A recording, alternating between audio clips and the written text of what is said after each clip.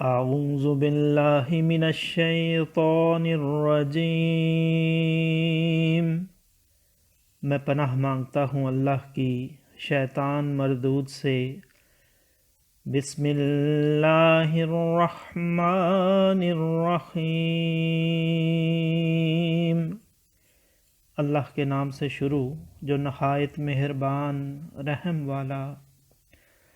وَقَضَى رَبُّكَ أَلَّا تَعْبُدُوا إِلَّا إِيَّاهُ وَبِالْوَالِدَيْنِ إِحْسَانًا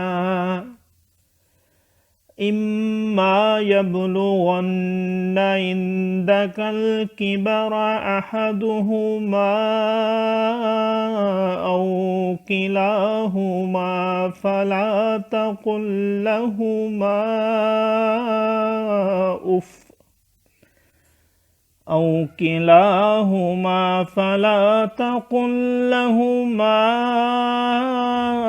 أُفٍّ وَلَا تَنْهَرْهُمَا وَقُل لَّهُمَا قَوْلًا كَرِيمًا وَاخْفِضْ لَهُمَا جَنَاحَ الذُّلِّ مِنَ الرَّحْمَةِ وَقُل رَّبِّ ارْحَمْهُمَا كَمَا رَبَّيَانِي صَغِيرًا رَبُّكُمْ أَعْلَمُ بِمَا فِي نُفُوسِكُمْ إِن تَكُونُوا صَالِحِينَ فَإِنَّهُ كَانَ لِلْأَوَّابِينَ غَفُورًا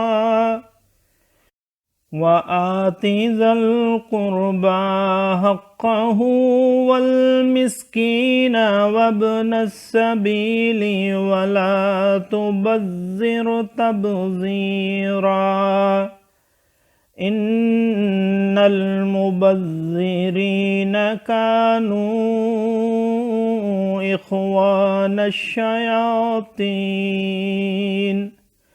وَكَانَ الشَّيْطَانُ لِرَبِّهِ كَفُورًا وَإِمَّا تُعْرِضَنَّ عَنْهُمُ ابْتِغَاءَ رَحْمَةٍ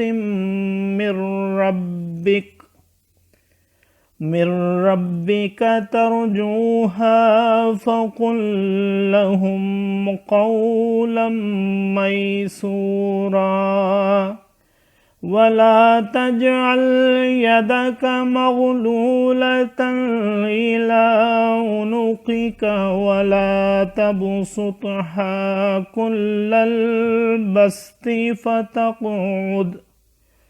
ولا تبسطها كل البسط فتقعد ملوما محسورا إن ربك يبسط الرزق لمن يشاء ويقدر إنه كان بعباده خبيرا بصيرا صدق اللہ العظیم۔ اور تمہارے رب نے حکم فرمایا کہ اس کے سوا کسی کو نہ پوجو اور ماں باپ کے ساتھ اچھا سلوک کرو۔ اگر تیرے سامنے ان میں سے ایک یا دونوں بڑھاپے کو پہنچ جائیں تو ان سے ہوں نہ کہنا اور انہیں نہ جھڑکنا اور ان سے تعظیم کی بات کہنا اور ان کے لیے عاجزی کا بازو بچھا نرم دلی سے اور عرض کر اے میرے رب تو ان دونوں پر رحم کر جیسا کہ ان دونوں نے مجھے چھٹپن یعنی بچپن میں پالا۔ تمہارا رب خوب جانتا ہے جو تمہارے دلوں میں ہے۔ اگر تم لائق ہوئے تو بے شک وہ توبہ کرنے والوں کو بخشنے والا ہے۔ اور رشتہ داروں کو ان کا حق دے، اور مسکین اور مسافر کو، اور فضول نہ اڑا۔ بے شک فضول اڑانے والے شیطانوں کے بھائی ہیں، اور شیطان اپنے رب کا بڑا ناشکرا ہے۔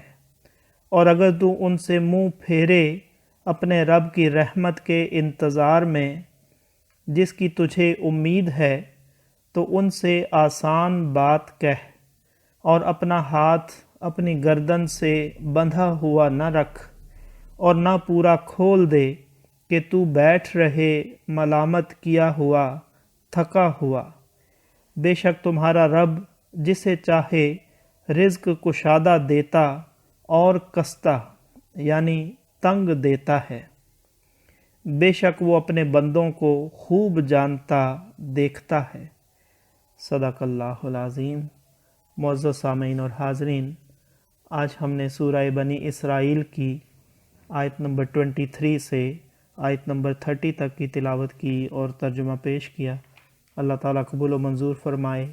اللہ تعالیٰ میں قرآن پاک کو پڑھنے، سننے، سمجھنے اور اس کے احکامات و تعلیمات پر عمل کی توفیق عطا فرمائے۔